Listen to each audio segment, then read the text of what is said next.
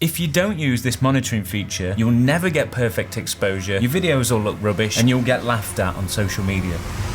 Okay, alright, that's not strictly true. But whenever I hear people talking about this particular topic, it's as though it's the magic bullet to videography and you can't get a perfect image without it. And after all, if the professional videographers are using it, then maybe we should too, right? Well, I'm gonna let you make up your own mind, because in this video, I'm gonna show you what this strange exposure metering feature is, how it works, and what makes it better or worse than some of the other monitoring features, so that you can decide if it fits into your workflow or not. So, what is this feature? Well, I just wanna show you the most common ones first, so that you can see how this strange exposure metering function is different from the others and potentially better. So method one, in most hybrid cameras, the way you would measure the exposure is by using the built-in exposure meter. And basically, the camera gives you a little number on the screen to show you if we're underexposed, overexposed, or perfectly exposed. Now the problem with this is that it's not very accurate at all, because it's giving us either a meter reading of a particular segment of the frame or an average of the whole thing. And the histogram isn't much better, if I'm honest, because it's not very clear.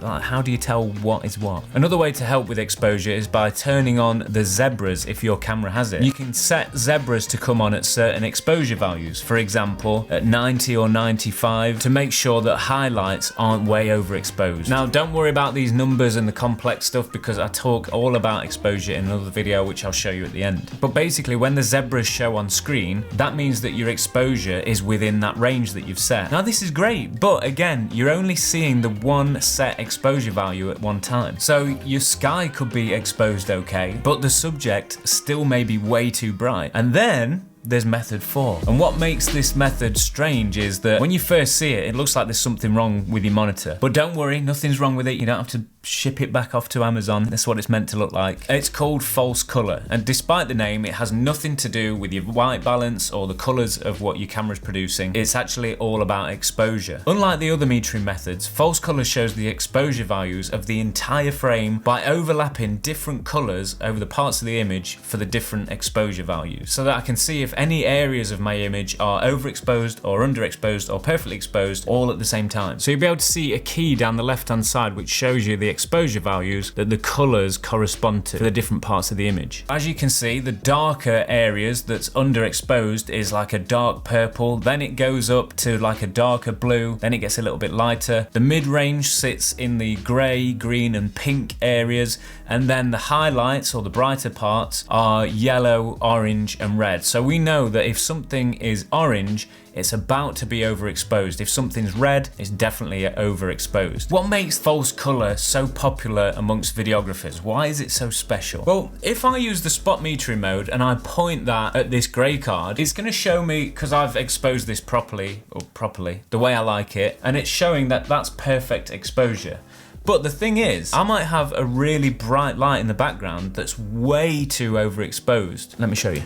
In this shot, at the moment, it's showing the perfect exposure, the way I like it. It's a third of a stop over 0. But the thing is, using the spot metering mode, it's only telling me the exposure of that particular area of the frame. It doesn't know that there's that bright light in the background. This isn't a well-exposed image because the background is extremely distracting. You might want that, and that's fine, and that's when it comes down to it being subjective and artistic or whatever you want. Where false color is handy is it's showing us everything at the same time. So I can see that this light in the background is way too bright. So what I'm going to do is I'm going to change that. If you look at this side of the frame, it's very dark and it's in the dark blue or purple. So that shows us it's quite dark and underexposed. Now, if I want it to be like that, that's fine, but I just want to bring a little bit of light there. I can look at that and just switch on my light to compensate for it. And you'll see that it goes from the dark blue to the light blue. See that? Dark blue at the moment, light blue now. So that's just filled in some of that shadow. And I can see that all at the same time using false color. Not only does it help you see your exposure levels clearer, but you can also match clips better. So if you're using 2 different camera angles at the same time, the lighting is gonna hit the sensor in a different way. So you can dial those in. Once you've got your first shot the way you want it, you can match that false color to look the same so that both shots are consistent.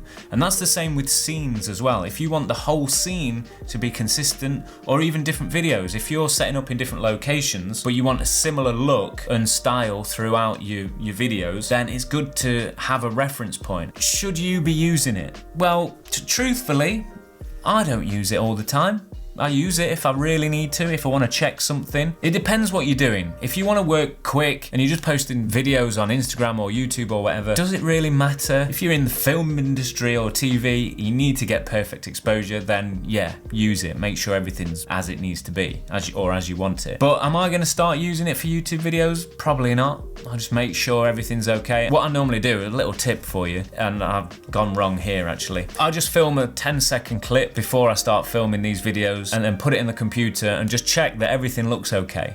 What I've forgot to do today is put my negative fill card up here, so I might get some light bouncing back on this side, which I don't like. I like a little bit more moodiness, so that's frustrating. Sorry about that. Forgot. I always forget something.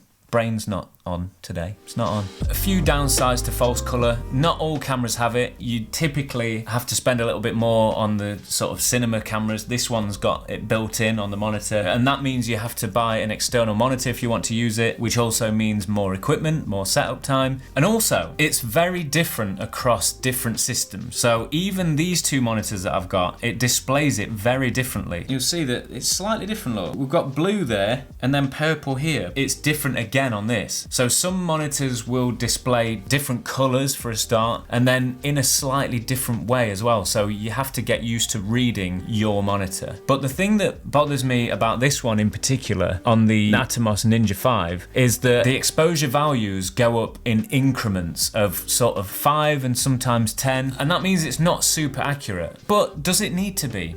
As long as you're in the ballpark, I guess it doesn't really matter. You'll hear across YouTube that you must be using this to get perfect exposure. You don't need to.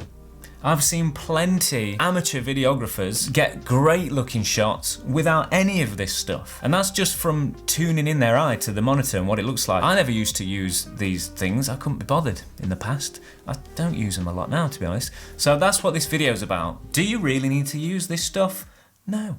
I guess it depends what you want to do. But no, you don't have to do anything if you don't want. You do it. You do you.